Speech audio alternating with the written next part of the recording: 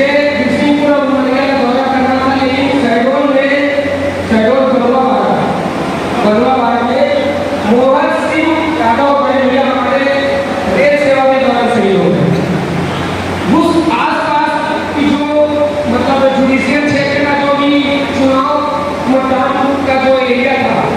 अन्य यूनियन और फेडरेशन प्रचार कर रहे थे, लेकिन आपका ट्रेड एसोसिएशन उस शहीद के पार्थिव शरीर के पास था सुबह से शाम तक, और उसको राष्ट्रीय सम्मान दिलाने के बाद ही तो 9 बजे मैं हमारे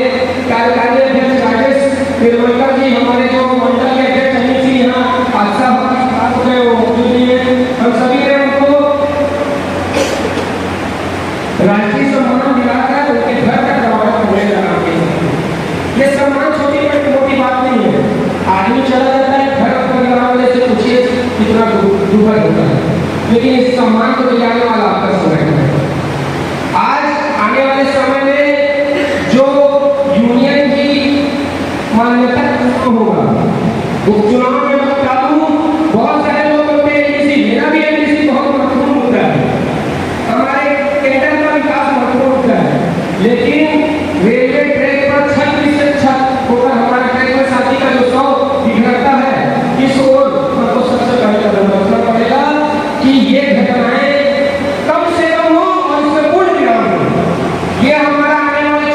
सबसे बड़ा मुद्दा होगा कि रेल प्रशासन को ऐसी व्यवस्था करनी होगी कि रेलवे ट्रैक में जब रेल की सुरक्षा के लिए अगर हम अपना सर्वस्व न्यौछावर करना चाहते हैं या करते हैं, तो हम सुरक्षा का भी जवाबदारी रेल को होना चाहिए, रेल को देखना होगा। ये हम लोगों का पहला महत्वपूर्ण विषय है। दूसरा हमारा एनटीसी का जो मुद्दा है आजकल नहीं है। रेल में जब से हमारे एससीसीआई के भारतीय रेल इतिहास में पहला संगठन बना एससीसीआई, पहला मांग था एनटीसी का, तो हमारे कुछ मांग हमने पूरा किया, जैसे हमारे प्रधानमंत्री जी ने बताया